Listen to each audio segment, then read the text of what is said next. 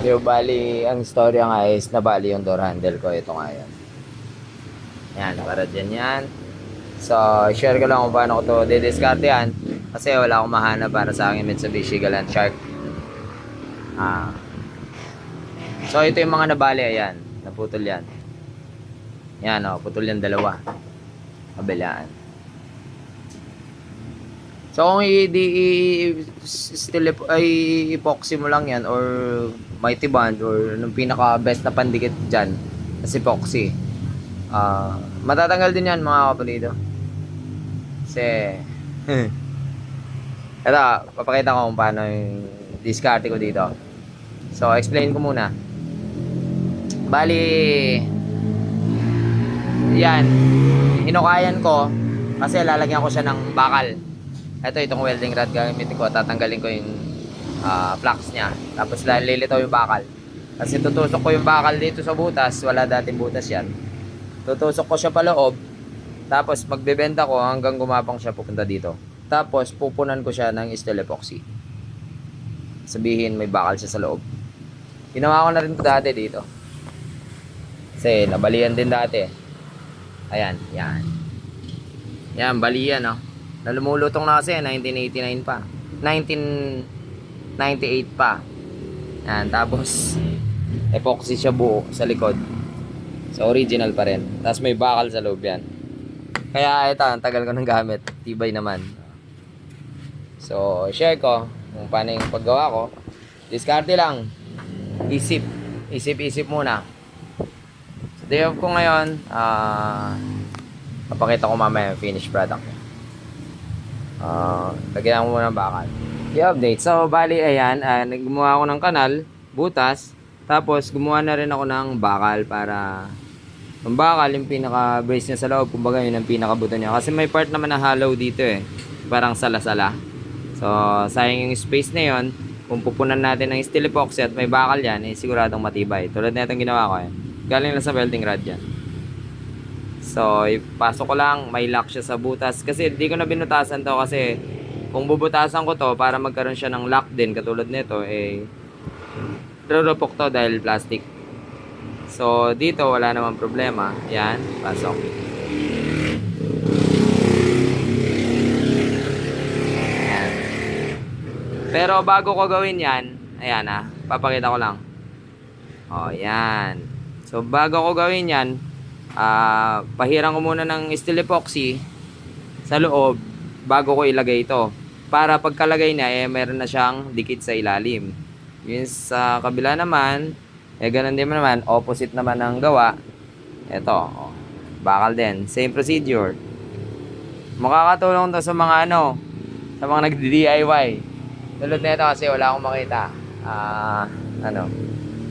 door handle. Ito, matibay na matibay ito kasi bakal siya, tapos naka-steel epoxy pa.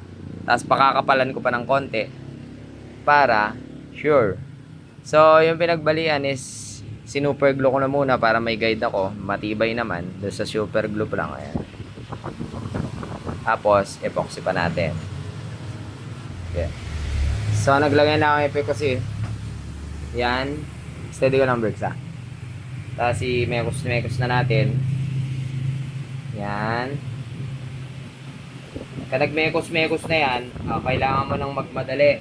Kasi pag nagbagal-bagal ka dyan, lalambot lang ang ating titigas agad ang ating steel epoxy. So mabilisan lang. Lagay na natin yan. Pupunan natin. Kasi kung una mong ilalagay yung bakal, bago mo nilagyan ng epoxy, di ganong kakapit. Ayan o, diba? O, yan. Di siya ganong kakapit nun. So, lagay na natin, kamay na natin para mapanis. Kasi malapit na siyang tumigas. Yan. O, diba? Parang puro na siya. Punong-puno siya, matibay siya niyan. Tapos patuyuin natin, manunot pa yan sa loob. Yung mga bakante, mapupunan pa. Habang natutuyo kasi yung steel epoxy, nagpe-penetrate pa. So yan, ganun lang din sa kabila. Oh. Tanggalin ko muna yung bakal, lagyan epoxy. Alright. Wait for the final result. Alright. Alright. So eto na nga, ayan. Medyo pinaumbok ko para mas matibay. Ayan. So may skeleton sa loob yan ha, may bakal. Ito sin lang, pwede rin ako humukay dito. Humukay dito para lagyan ng bakal, pero tiyak ako na solid na ito mga kapulido. Yung steel epoxy kapag tumigas yan, napakatigas niyan eh. Mas matigas pa sa pagka-plastic. Yan. So pinapatuyo ko. Patuyo ko muna maigi kasi medyo dumidikit pa yan eh. Pero matigas na siya. Yun nga lang, medyo dumidikit pa para pagpasok natin dito, solid na siya. Pero hindi, pagka nabuo natin, nailagay ko na. Hindi ko muna tetestingin kasi syempre sa loob eh, hindi pa ganong matigas yan. So, yan. Patuyin ko lang, tapos salpak natin. Okay na lang. Alright, update mga kapulido. Bali, all joints na connection is nilangisan ko WD-40 para maging malambot yung movement ng mechanical lock niya. So, tapos itong spring na to may ginawa ko para medyo lumambot din yung ang torsion niya para mabawasan yung stress ng ating handle. Hindi siya basta-basta mababali. So, medyo malambot na lang siya compare sa mga standard niya na matigas talaga. So, yan, binawasan ko ng tigas. Yan, malambot na. So, isarado ko lang, tapos pwede natin testingin kasi kanina pa to, tuyo na. Ilagay ko lang mga kapulido.